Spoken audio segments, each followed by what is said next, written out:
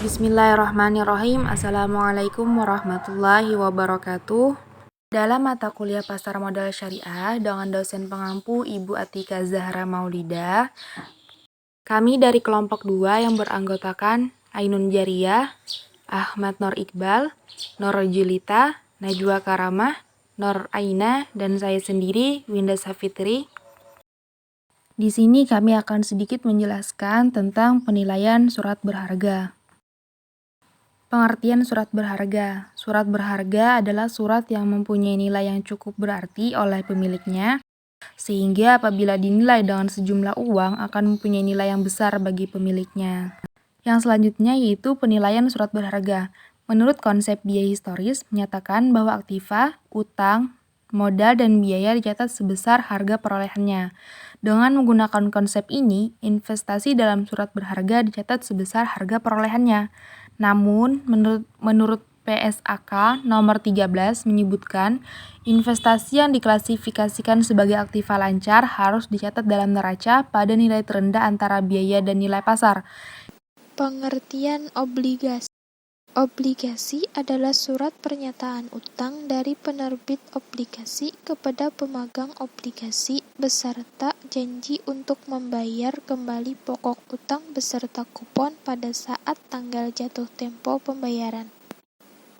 Dengan berinvestasi pada obligasi, berarti kita memberikan pinjaman kepada perusahaan untuk menerbitkan obligasi. Umumnya, obligasi diterbitkan oleh perusahaan dan negara dengan tingkat kupon yang lebih besar dibandingkan dengan bunga deposito. Selanjutnya yaitu penilaian obligasi. Nah, apa sih fungsi dari obligasi itu sendiri? Obligasi sebagai instrumen investasi jangka panjang mempunyai karakteristik penilaian yang spesifik dan berbeda dengan instrumen investasi lainnya seperti saham. Konsep penilaian obligasi sendiri terbagi menjadi 3, yaitu yang pertama, time value of money atau nilai waktu mata uang. Yang kedua ada future value atau nilai yang akan datang. Yang ketiga yaitu present value atau nilai sekarang. Yang pertama tadi yaitu time value of money atau nilai waktu mata uang.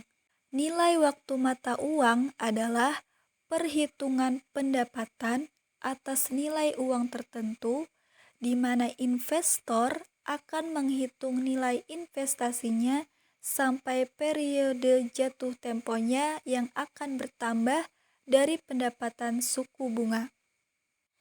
Yang kedua yaitu future value atau nilai yang akan datang. Nah, nilai yang akan datang di sini adalah nilai yang akan diterima dari investasi serta hasil pendapatan suku bunga tersebut diinvestasikan kembali dengan tingkat suku bunga yang sama dalam periode waktu tertentu. Yang ketiga yaitu present value atau nilai sekarang, di mana jumlah uang yang harus diinvestasikan sekarang untuk mendapatkan sejumlah uang tertentu pada suatu periode nanti. Kemudian yield obligasi. Apa itu yield obligasi?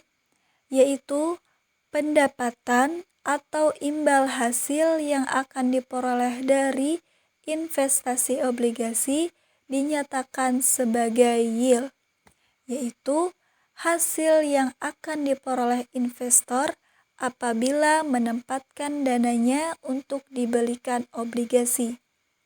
Nah, ada 2 istilah dalam menentukan yield, yaitu current yield dan yield to maturity. Oke, baiklah, di sini kita bahas mengenai current yield. Current yield adalah yield yang dihitung berdasarkan jumlah kupon yang diterima selama 1 tahun terhadap harga obligasi tersebut. Berikutnya kita masuk ke contoh soal. Di sini, jika obligasi PT XYZ memberikan kupon kepada pemegangnya sebesar 17% per tahun, sedangkan harga obligasi tersebut adalah 98% untuk nilai nominal 1 miliar rupiah, maka current yield atau bunga tahunan harga obligasi sama dengan 170 juta per 980 juta sama dengan 17,34%. Sementara itu, ada yield to maturity atau YTM adalah tingkat pengembalian atau pendapatan yang akan diperoleh investor apabila memiliki obligasi sampai jatuh tempo. Selanjutnya mengenai pembahasan jenis-jenis obligasi. Ada beberapa jenis obligasi. Yang pertama yaitu debentur. Debentur ini adalah hutang jangka panjang tanpa jaminan, karena debentur tidak dijamin dengan kekayaan perusahaan. Yang kedua ada subordinate debentur, bisa disebut debentur bernilai rendah. Ini merupakan hutang tanpa jaminan dengan tuntunan terhadap aktiva di bawah debentur. Yang ketiga, ada obligasi penghasilan. Ini suatu perusahaan wajib membayar bunga atas obligasi penghasilan hanya pada saat perusahaan mendapatkan keuntungan.